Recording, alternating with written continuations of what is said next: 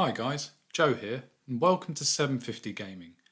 In this one we'll finish up the Black Templars redo project and have a think about whether it was all worth it. Alright, so how did we get here? A quick catch up if you didn't catch parts 1 or 2, or indeed my little part 2 addendum, though, go watch. Anyway, spoiler alerts. In part 1, we established that my old Black Templars army from 9th edition just wasn't going to cut it in 10th.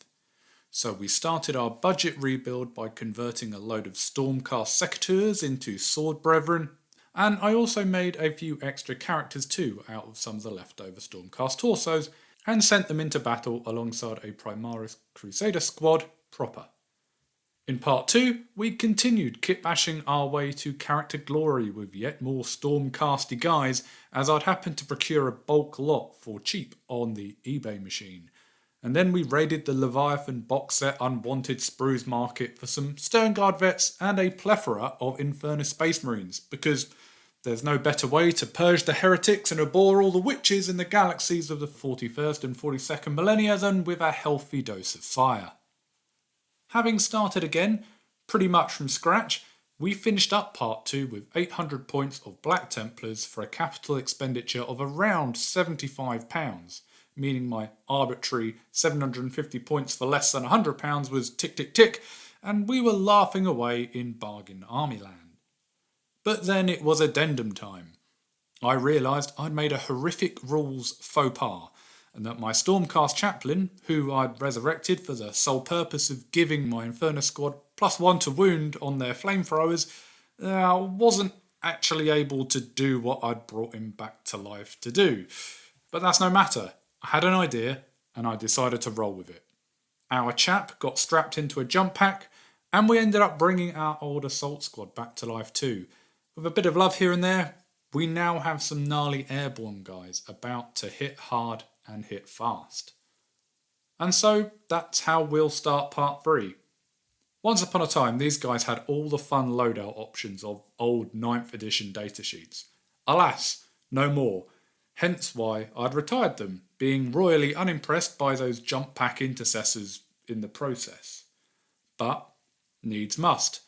And actually, I've realised that including them really pays homage to my old 9th edition Black Templars that were full of Vanguard vets and those old school cool land speeders. So yeah, I'm okay with it.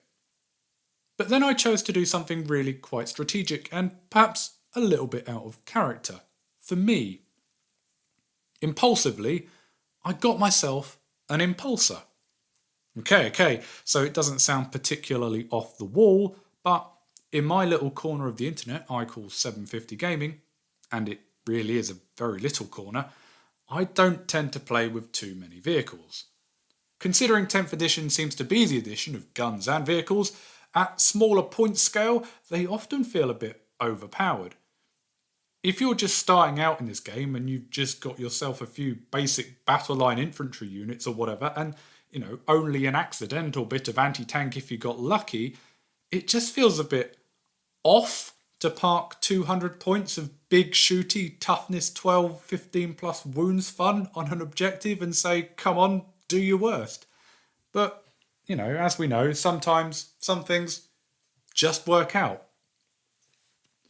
Of course, if I'd got a Black Templars combat patrol box from the outset, which, as I said in part 1, isn't necessarily the worst way to start your army, then I would have had an Impulsor already, plus all the other bits for whatever low price you were able to find a box. I think Wayland Games currently stock them for around 76 quid, which is not bad at all. But look at what we've already managed to get so far for our own £75. It's just far more. But with the addition of said Impulsor, I can now just go and play Combat Patrol with these Black Templars as designed, by proxying one of my other units, probably the Sternguard, as those intercessors in the Combat Patrol datasheets. Or, if I wanted to mix it up a bit, I could play with some of the Infernus chaps. After all, they were included in the Strike Force Octavius Combat Patrol, so they have an appropriately modified datasheet ready to go. Anyway, that was my first reasoning and justification for picking up a hover tank, But then I was reminded of the firing deck rule. I previously sung the praises of Inferno squads, and in part 2 I essentially went to town with the idea of a big fiery mess. Now, obviously, my original thought was to load in that chaplain, and that's a no-go. So then I thought, why don't I chuck a blob of them in a drop pod and drop them right in my opponent's face on turn 1? And I still think that's a really viable play, by the way. But I was swayed by the opportunities of putting some of these flamethrower guys in an Impulsor instead. Now, I can't obviously fit all 10 of my Infernus Marines in an Impulsor, like you could the drop pod, but I can include 5.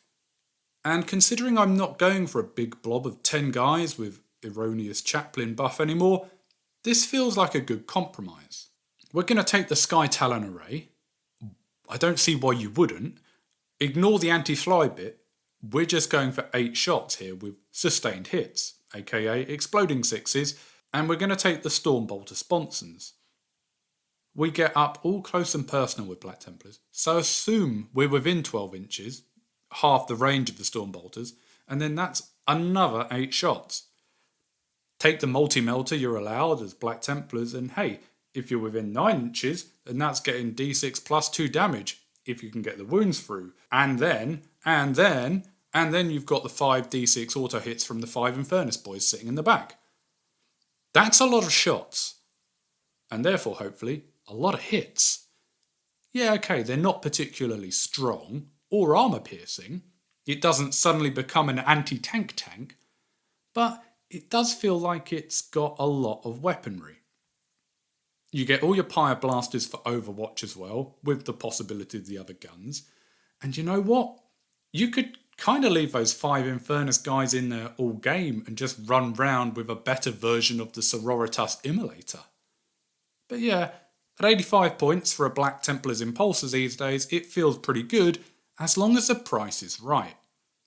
Of course, with that Impulsor included in a few different combat patrols and not just the Black Templars one, there tend to be enough on the second-hand market for decent prices.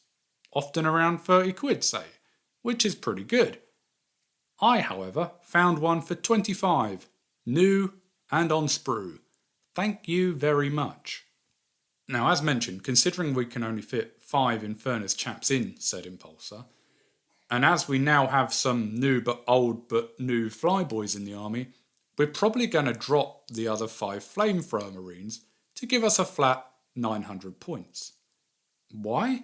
I mean, I could have kept them and had 985 points as it is, a notional 1,000 points for just £100 once you've thrown Perdition's Edge in on the Castellan maybe. Well, yeah, I had another idea. After reading through the field manual and reading through the data cards and looking at my bank balance, I just thought, what the heck? Go big or go home. We've got a Crusader squad. We've got Sword Brethren. We've got an Emperor's Champion. We've got a Chaplain. Let's go full fluff here. Because at 95 points is a certain High Marshal who, let's be honest, is just badass. Now, assuming I've read the rules correctly this time, and past form says that's no guarantee, I'm pretty sure I can attach him to that Crusader squad along with the Castellan, which means that that blob of psychotic space knights can, ready? Reroll advances and charges, have lethal hits, can shoot and charge after falling back, get +1 strength on their melee weapons, and get melee critical hits on a 5+, essentially melee auto wounds on 5s. That's how I read it anyway. I will await the plethora of comments telling me I'm wrong. So be it. But if that is the case, it's just good business. Now, as you've probably noticed by now, I hate following instructions. No piece of paper is going to tell me how to put that IKEA wardrobe together. So I couldn't just build Helbrecht as designed. I didn't really fancy the servitors. They're just not my taste, really. And Helbrecht is meant to be a badass chapter master. I mean, come on, guy, you can carry your own flipping gun. So Ferocity got bashed into his left hand, and I was tempted to go for the generic base rather than the orc because, this is a tabletop piece and we won't be slaying orcs all the time. But I remembered that part of my Black Templar love is that nostalgia kick of playing out the battle for Armageddon on bedroom carpets. So, that orc can stay. But I do think he could wield that sword with a bit more purpose and dynamism. The only thing is, I didn't want to get it wrong and mess up that sword. So calling on the almighty power of magnets and my bits box, I bashed him a second sword and arm. And, we can swap him out into different poses at will. Just a nice little creative touch, really. I also think his face looks dorky. I mean, granted, that's what he looks like as far as the lore and the canon is concerned, but it's just not for me. So I found a nice third-party head to swap in when his lid comes off. Yeah, he looks a little bit more Aragorn than Helbrecht, but you gotta do you in this hobby. And I know my Helbrecht won't be looking like anybody else's. Anyway, high Marshal in, and this army is at 995 points. No need to add any enhancements here. And so that's the hobby side of this army done. But what about the gaming side? How is this army actually going to work? Well, as I alluded to in my previous part, my main tactic is going to be about strength in numbers. I don't have too many super powerful or anti-tank ranged weapons. Instead, what we've got is a fair few bodies and a fair few guns or swords that can just spray attacks all over the place, trying to get through as many wounds as possible and hoping that the sheer number that land dictates to probability that it must deal a respectable level of damage in turn. One can only hope, right? But it does mean that I'm a bit torn on which vow to take. It would make sense for us to take Suffer Not the Unclean to Live. Giving everyone lethal hits, that's to say auto wounds on their melee weapons, is decent.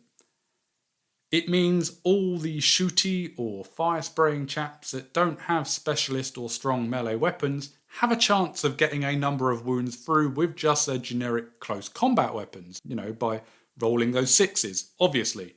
But taking a theme and running with it, I'm likely going to go in with accept any challenge no matter the odds to give us exploding sixes on all our melee weapons instead.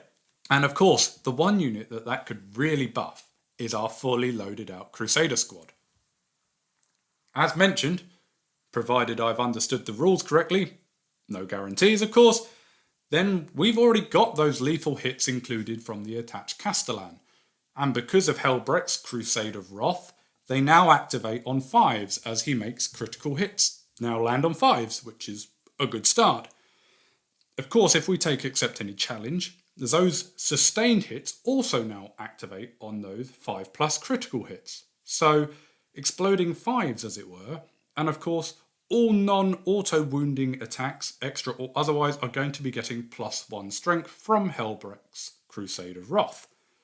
Plus, if you wanted to spray the almost identically named but not quite the same Crusader's Wrath stratagem onto your Crusader squad in the game, all those wounds are also all going to go through with a +1 armour penetration. I'm not going to bother with the math here to work out probability of hits, wounds and damage going through and all of that. I'd only get it wrong. But let's just say there's a possibility it's quite a lot. And so you ask questions of your opponent. You've got a big blob of damage dealing potential moving up the tabletop in that Crusader squad. And of course in that you've got 8 wounds worth of neophytes to tank damage before you start hurting Space Marines proper. And by the time you've got into charge range, you can probably even be affording to lose that bolt rifle guy and the Pyre Blaster chap. So, you can lose 12 wounds, 6 minis, half the squad, and still be hitting hard by the time you got to the close combat fun. And of course, depending on where you were on the battlefield when you're taking that damage, you may even choose to keep the Astartes chainsword cheat code wielding neophytes on the table over some of those range built initiates. Choices. Safe to say, this Crusader squad with a Castellan and Helbrecht is just a pure problem for the enemy. But then again, so is the whole rest of this army. I've also got some hard-hitting sword brethren with an Emperor's Champion attached coming in alongside. I've got Sternguard with a banner-wielding ancient hunting or camping objectives.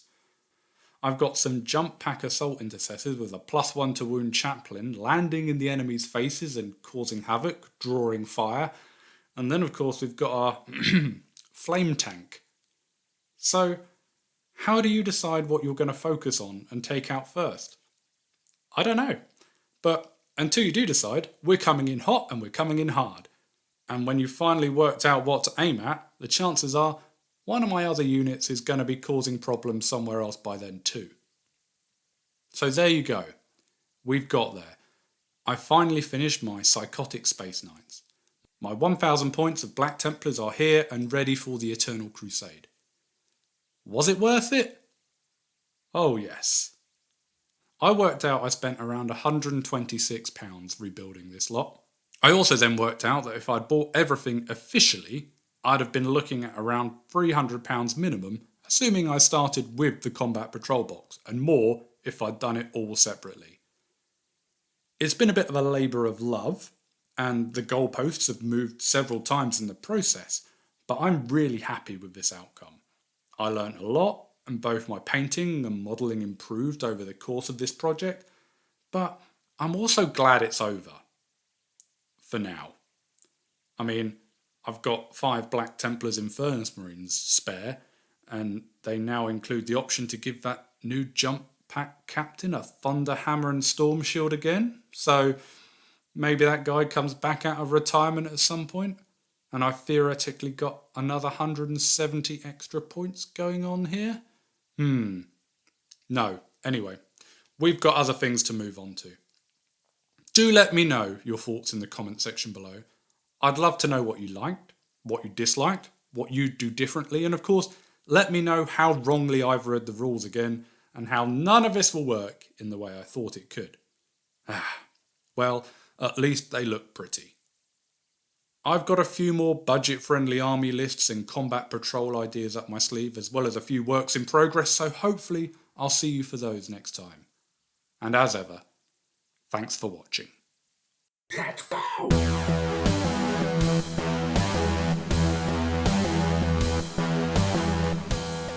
Yes, thanks for watching. Do give this video a like and a comment if you enjoyed the content, or indeed otherwise, as I do love to read your thoughts and ideas. As ever, this is just a bit of fun for me. I don't have a regular release schedule or Patreon or anything, so hit subscribe if this is something you'd like to see more of, and you can catch my content when it happens. Hopefully, I'll see you next time.